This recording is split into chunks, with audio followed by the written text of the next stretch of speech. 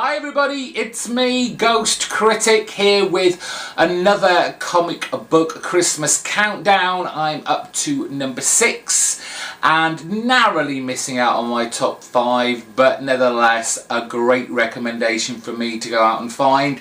It's Department H from Matt Kindt and Charlene Kindt.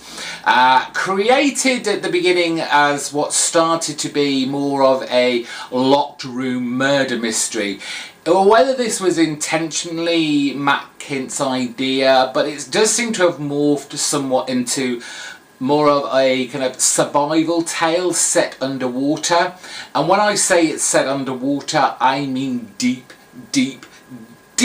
down underwater. We're talking seabed. Matt Kindt is a very special comic book creator, in my opinion. He just creates these wonderful scenarios where you are never quite sure where you stand as the reader, and you will always kind of feel very much 3 steps behind everything that's going on around you.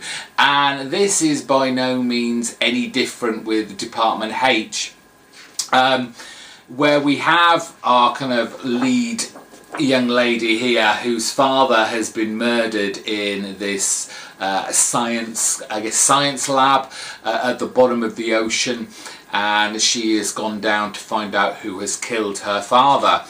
And the first issue sets it up perfectly from her journey down into the sea, and then kind of lots of flashbacks about what she's leaving behind, who's sending her down, and then eventually who she kind of the motley crew of who could have possibly killed her father.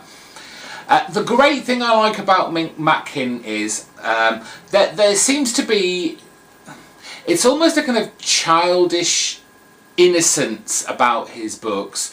You look at them and they look very unpolished, and I don't mean that in a detrimental way, because that is the charm of his books, that these aren't like clean, crisp lines. We're not talking about incredibly colourful and vibrant pages that pop off the screen.